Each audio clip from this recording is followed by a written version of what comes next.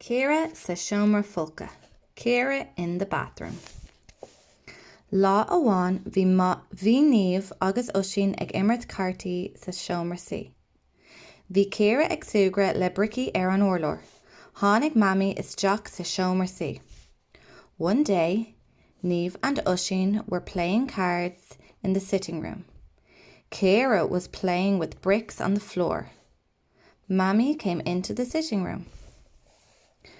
Coffee mé obair a dhéanamh ar an ríomhaire. A Oisín tóir ara do Ciara. Ceart go leor. I am going to do work on the computer. Oisín, look after Ciara. Okay. Rinne Mammy a cuid oibre ar an ríomhaire. Dag Ciara an Seomra sí.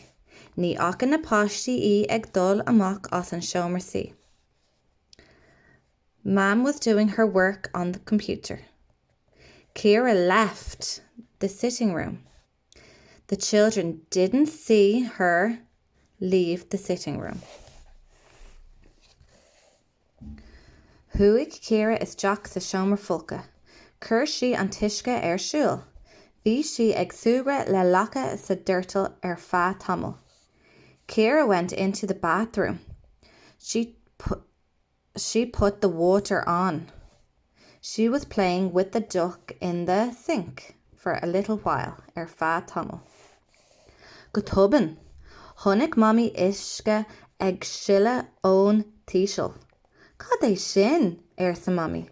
Cá bhfuil Ciara? Suddenly, Mammy saw water spilling from the ceiling. What is that? Said Mammy. Where is Ciara? Rip Mammy agus na páistí suas an staire agus isteach sa Seomra Folchta. Bhí uisce in neach áit. Muach Mammy an scunna. Mam and the children ran up the stairs and into the bathroom.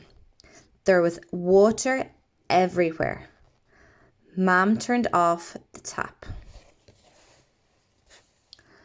Dúirt mé leat ora a thabhairt do Ciara. I told you to mind Ciara.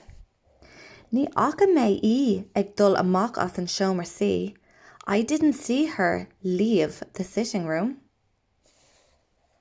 Tá brón orm, ní déan bhí mé arís é. I'm sorry. I won't do it again. Ceart go leor. Okay.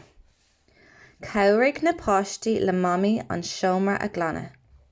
The children helped Mam clean the room.